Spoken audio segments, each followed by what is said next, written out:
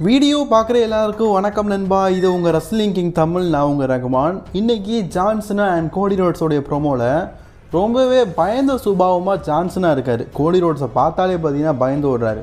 அதுக்கான ரீசன் என்ன? மற்றும் ஜான்சனா தான் வெற்றி பெற்றுட்டேன்னா நிறைய மாற்றங்கள் இருக்கும், நான் ரிட்டையர்மெண்ட் ஆகி WWE விட்டு போகும்போது சாம்பியன்ஷிப்பையும் தூக்கிட்டு போயிடுவேன் அப்படிங்கிற மாதிரி சொல்லியிருக்காரு. அண்ட் இன்னதான் ஜான்சனை பற்றினையும் கோடி ரோட்ஸை பற்றியும் இன்றைக்கி நம்ம வீடியோ பார்க்க போகிறோம். ஸோ அதுக்கு முன்னாடி சேனலுக்கு ஃபஸ்ட் டைம் இருக்கவங்க சப்ஸ்கிரைப் பண்ணி பெல் ஐக்கானை கிளிக் பண்ணி வச்சுக்கோங்க. தினமும் ரெஸ்லிங் செய்யல தமிழ் மொழியில் தெரிஞ்சுக்கோங்க. முதலாவது பார்த்திங்கன்னா, இந்த வாரம் ஜான்சனா பேசும்போது சொன்ன ஒரு விஷயம் எல்லாருக்குமே தெரியும். அவர் என்ன சொன்னார்னா, நான் வந்து யூனிக் இல்லை, நான் பாப்புலர் இல்லை அப்படின்னா, நான் கொண்டு வந்தது எல்லாமே இந்த ரெஸ்லிங் இண்டஸ்ட்ரியில் பாப்புலர் தான். அதில் குறிப்பாக அவர் சொன்னது ஸ்பின்னர் சாம்பியன்ஷிப். நீங்கள் ரெஸ்லிங் இண்டஸ்ட்ரியில் எவ்வளவோ சாம்பியன்ஷிப் பார்த்துக்கலாம், ஆனால் உங்கள் எல்லாருக்குமே மனம் கவர்ந்த சாம்பியன்ஷிப்னா அந்த ஸ்பின்னர் சாம்பியன்ஷிப். இப்போ கூட நான் இதில் போட்டிருக்கோம்ல, இந்த மாதிரியான ஸ்பின்னர் சாம்பியன்ஷிப் அப்படிங்கிறது அப்போ உள்ள பல ஃபேன்ஸ் டாய் மாதிரி யூஸ் பண்ணாங்களாம். ஸோ அது ஜான்சனாக்கு பிடிக்கலையா? ஆக்சுவலாக அதை ஒரு சாம்பியன்ஷிப்பை பார்த்தாராம். சில பேர் டாயாக பார்த்தது அவருக்கு பிடிக்கல அப்படிங்கிற மாதிரி சொல்லியிருக்காரு. மேபி ஜான்சனா எனக்கு தெரிஞ்சு பார்த்தீங்கன்னா இந்த வருடம் ரெஸ்ல்மேனியாவில் சாம்பியன்ஷிப்பை வெற்றி பெற்றார்னா இந்த மாதிரி ஒரு ஸ்பின்னர் சாம்பியன்ஷிப்பை அகெயின் கொண்டு வர வாய்ப்பு இருக்குது. அந்த நேரத்தில் சர்ச்சையான ஒரு சில விஷயங்களால தான் சில நாட்கள்லேயே அந்த ஸ்பின்னர் சாம்பியன்ஷிப் முடிவுக்கு வந்தது. அதுக்கப்புறமா அட்டாச்சாக இருக்கிற மாதிரியான சாம்பியன்ஷிப் வந்தது. மேபி இந்த முதல் ரெஸ்ல்மேனியாவில் கோடி ரோட்ஸை வீழ்த்தினால் அந்த ஸ்பின்னர் சாம்பியன்ஷிப்பை எதிர்பார்க்கலாம் போல இருக்குது. அடுத்தது, ஜான்சனாவை பார்த்து கோடி ரோட்ஸ் எதுக்கு பயப்படுறாரு? நிறைய பேருக்கு இருக்கிற டவுட் அதுதான். ஏன்னா போன வாரம் கூட பார்த்திங்கன்னா ஜான்சனா பேசிகிட்டு இருப்பார். ஸோ அப்போ கோடி ரோட்ஸ் வராரு, நீ வாய மூடுறா அப்படின்னு சொல்கிறாரு, வாய மூட்டார். ஸோ அதுக்கப்புறமா பார்த்திங்கன்னா, நீ ஜான்சனாவே இல்லை, மோசமானவன், கெட்டவன், கெட்ட வார்த்தையிலலாம் திட்டலை, அந்தளவுக்கு மோசமாக திட்டுறாரு. பட் ஆனால் ஜான்சனா எல்லாத்தையுமே கேட்டுட்டு சியூடா நான் வாரேன் அப்படிங்கிற மாதிரி போகிறாரு. ஒய் ஜான்சனா ஒய்? நீங்கள் எதுக்கு எதுவுமே பேச மாட்டேங்கிங்க அப்படின்னா, ஸோ எனக்கு கிடச்சிருக்க செய்திப்படி இப்போ WWE பார்த்தீங்கன்னா ரெஸ்ல்மேனியா ஸ்டோரியை ஆல்மோஸ்ட் நிறைவு பெறதுக்கு வந்துட்டாங்க. கோடி ரோட்ஸ் வெர்சஸ் ஜான்சனா ஸ்டோரி நல்லா ஆயிடுச்சு. ஸோ இப்போ அடுத்த வாரம் நடக்க போகிற ஸ்மாக்டவுனுக்கு அடுத்தது ரெஸ்ல்மேனியாவான்னு கேட்டிங்கன்னா இல்லை, இன்னும் ஒரு மந்த் இருக்குது. ஸோ கிட்டத்தட்ட இன்னும் WWE பார்த்தீங்கன்னா 4 ஸ்மாக்டவுனையும் 4 ராவையும் கடந்ததுக்கப்புறம் தான் ரெஸ்ல்மேனியா நடக்குது. ஸோ அது வரைக்கும் இந்த ஸ்டோரியை டெவலப் பண்ணணும் அப்படிங்கிறதுக்காக தான் ஒருத்தருக்கு ஒருத்தர் பேசிக்கிறது மாதிரி இல்லாமல் கோடி ரோட்ஸ் மட்டும் பேசிகிட்டு இருக்க மாதிரியும், கோடி ரோட்ஸ் பேசும்போது ஜான்சனா எல்லாத்தையும் கேட்டுக்கிட்டு போகிற மாதிரியும் இருக்குது. இந்த ஸ்டோரி பார்க்கறதுக்கு டிஃப்ரெண்ட்டாக தாங்க இருக்குது. இந்த வாரம் கூட ஜான்சனா நல்லா தாங்க பேசுவார். அவர் கோடி ரோட்ஸை பற்றி பேசவே இல்லை. அவருக்கு தேவை சாம்பியன்ஷிப்பை பற்றி பேசியிருப்பார். மக்களை பார்த்து முட்டாள் கிட்டால் எல்லாமே பேசியிருப்பார்.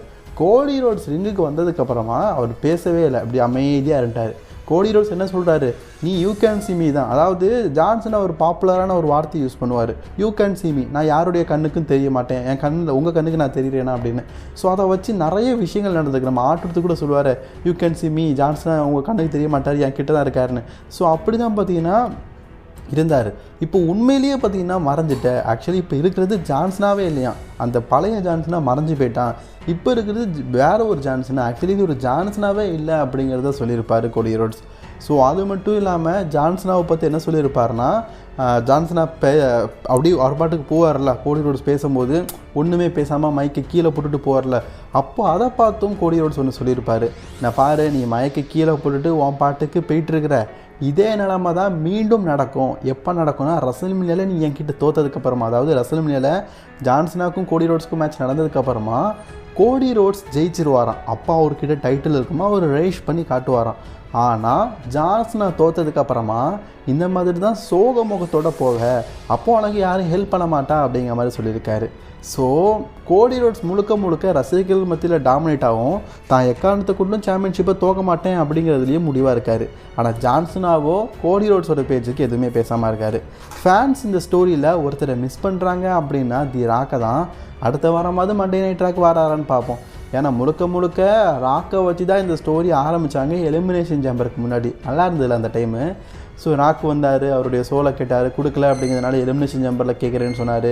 எலிமினேஷன் சேம்பருக்கு போனார். பட் ஆனால் எலிமினேஷன் சேம்பரில் பார்த்தீங்கன்னா எந்த இதுவும் நடக்கலை. அதுக்கு பதிலாக ஜான்சனோட ஹீல்டன் நடந்தது. ஸோ கோடி ரோட்ஸுக்காக பெரிய பெரிய லக்ஸரியான கார்லாம் கொடுத்தாரு. பட் இருந்தாலும் கோடி ரோட்ஸ் ஏற்றுக்கலை. ஸோ அப்போ அந்த கோடி ரோட்ஸ் ராக் ஜான்சனோட செக்மெண்ட் பயங்கரமாக இருந்தது. இப்போ ஏன் ராக்கு வரல அப்படிங்கிற கேள்வி இருக்குது. என்னை பொறுத்த வரைக்கும் WWE பார்த்தீங்கன்னா ஜான்சனாக்கும் கோடி ரோட்ஸுக்கும் சிங்கிளாக அந்த ஸ்டோரியை கொண்டு போகணும் அப்படிங்கிறதுக்காக ராக்கை மென்ஷன் பண்ணாமல் இருக்காங்க போல இருக்குது. அண்ட் காய்ஸ், நீங்கள் எத்தனை பேர் நல்லா நோட் பண்ணீங்க, தி ராக் வந்து ஜான்சனாக்கும் கோடி ரோட்ஸ்க்குமான ஸ்டோரியில் அவங்க ராக்கோடைய பேரை இப்போ யூஸ் பண்ண மாட்டேங்காங்க. அண்ட் அந்த டிராவிஸ் ஸ்காட் அவருடைய பேரை யூஸ் பண்ண மாட்டேங்காங்க. முழுக்க முழுக்க இது ஒரு சிங்கிள் ஸ்டோரியாக ஜான்சனாக்கும் கோடி ரோட்ஸ்க்கும் நடக்குது அப்படிங்கிற மாதிரி தான் காட்டுறாங்க. ஸோ நம்ம ராக்கை எதிர்பார்க்க முடியாது போல இருக்குது. ஆனால் ரசல்மனியாவில் எதிர்பார்க்கலாம்னு நினைக்கிறேன். ஏன்னா கோடி ரோட்ஸை பொறுத்த வரைக்கும் அவர் டாமினேட்டாக இருக்கார். ஸோ கண்டிப்பாக ஜான்சனை வீழ்த்திடுவார் அப்படிங்கிற லெவலில் தான் இருக்கார். ஒரு கட்டத்தில் ஜான்சனை வீழ்த்த போகிறேன் அப்படிங்கிற நிலமையில் கண்டிப்பாக ராக் வந்து அதுக்கு இன்டர்ஃபியர் ஆகி ஸோ ஜான்சனாவை ஹெல்ப் பண்ணி சாம்பியன் ஆகிறதுக்கு வாய்ப்பு இருக்குது. ஜான்சனாவுடைய ஃபைனல் இயர் இதில் அவர் இன்னொரு 3வது விஷயத்தையும் சொன்னார். அதை தான் நம்ம கடைசியாக பார்க்க போகிறோம். ஸோ ஜான்சன் என்ன சொன்னார்னா, இது என்னுடைய retirement tour, so last one. So actually ஜான்சனா ரிங்குக்கு வரும்போது அந்த லாஸ்ட் ஒன் அப்படிங்கிறத இப்படி தூக்கி காட்டியிருப்பார், 2 கையால் தூக்கி காட்டியிருப்பார். ஸோ அப்போ ஃபேன்ஸ் எல்லாருமே அந்த சிம்பிளை காட்டியிருப்பாங்க. அந்த சிம்பிளை காட்டக்கூடாது. அந்த சிம்பிள் உங்களுக்கு தெரியுமே, இந்த விரல் இல்லை, இந்த விரல் இல்லை, இந்த விரலும் இல்லை, இந்த விரல் அமைச்சிருக்குது, இந்த ஒத்த விரல் தான், அப்படி ஒரு சிம்பிளை காட்டியிருப்பார் ஃபேன்ஸ் எல்லாருமே. ஸோ அவர் பாட்டுக்கு நடந்து போவார். இந்த செக்மெண்ட் 2016 டைமில் நடந்திருக்குது. ஸோ WWE மெனி ஃபேன்ஸ் பார்த்திங்கன்னா அந்த டைமில் ஜான்சனாவை நெகட்டிவாக பேசியிருக்கிறாங்க. ஜான்சனாவுக்கு தொடர்ந்து சாம்பியன்ஷிப் கொடுக்குறாங்கன்னு சொல்லிட்டு ஜான்சனாவை ஹேட் பண்ணியிருக்கிறாங்க. அண்ட் இதே மாதிரி ஒரு செக்மெண்ட் பார்த்திங்கன்னா 2010 நடந்திருக்குதான். அது WWE நடக்கலை, ECWவில் நடந்திருக்குது. ECWவில் கூட பார்த்திங்கன்னா பல ஃபேன்ஸ் வந்து ஜான்சனை அரியர் ஆகும்போது இப்படி தான் பூ பண்ணுவாங்களாம். அதே மாதிரி இப்போ ஒரு நிகழ்வு நடந்திருக்குது. ஸோ பல ஃபேன்ஸ் இதை பார்க்கறதுக்கு எனக்கு என்னமோ 2010 மாதிரி இருக்குது. ECW ஆடியன்ஸ் எப்படி ஹேட் பண்ணாங்களோ அதே மாதிரி இப்போ மண்டே நைட்டால் ஹேட் பண்ணுறாங்க அப்படிங்கிற மாதிரி சொல்லியிருக்கிறாங்க. இப்போது ஜான்சனா என்ன சொல்லியிருக்காருன்னா, இது என்னுடைய ஃபைனல் இயர், இந்த இயரை நான் கண்டிப்பாக WWE சாம்பியன்ஷிப்பை வின் பண்ணுவேன். வின் பண்ணிவிட்டு நீங்கள் நினைக்கலாம் ஒன்று தோப்பான் போகும்போது இந்த சாம்பியன்ஷிப்பை ரிலீவ் பண்ணிட்டு போவான்னு. ஆனால் அதை ஜான்சனா பண்ண மாட்டாராம். ஜான்சனா இந்த ரெஸ்லிங் கெரியரை விட்டு ரிட்டையர் ஆகும்போது, அதாவது இந்த வருஷம் ஒரு டிசம்பர் மந்தோட ரிட்டையர்மெண்ட் ஆயிடுவார்ல, அப்படி ரிட்டையர் ஆகும்போது ஜான்சனா தன்னுடைய சாம்பியன்ஷிப்புக்கும் ரிட்டையர்மெண்ட் கொடுத்துருவாராம். அதாவது அன்டிஸ்பியூட்டட் யூனிவர்சல் சாம்பியன்ஷிப் இருக்குல்ல, அதையும் கொண்டுட்டு வீட்டுக்கே போயிடுவாராம். அதுக்கப்புறமா அந்த சாம்பியன்ஷிப்பை WWE கொடுக்க மாட்டாராம், அவரே வச்சுக்குவாராம். ஸோ அவர் ரிட்டையர்மெண்ட் ஆகிறது மட்டும் இல்லாமல் சாம்பியன்ஷிப்புக்கும் ரிட்டையர்மெண்ட் கொடுக்குறாராம். என்னடா இது புதுசாக இருக்கிறே அப்படின்னு நீங்கள் கேட்கலாம். அப்படிலாம் ஜான்சனா கொண்டு போனாருன்னா WWE புதுசாக இன்னொரு சாம்பியன்ஷிப்பை உருவாக்கிடுவாங்க. அது ஒரு விஷயம் இருக்குது. பட் அதுக்கு ஜான்சனா வெற்றி பெறாரா அப்படிங்கிறத வெயிட் பண்ணிப்போம். சரி, ரெசல்மனியா வரப்போகுது, ஜான்சனா நியூ சாம்பியன் ஆவாரா இல்லையா அப்படிங்கிற உங்களுடைய கருத்துக்களை ஹிட்ஸ் மை மவுண்ட் அப்படின்னு சொல்லி கமெண்ட் பாக்ஸில் கமெண்ட் பண்ணிக்கோங்க.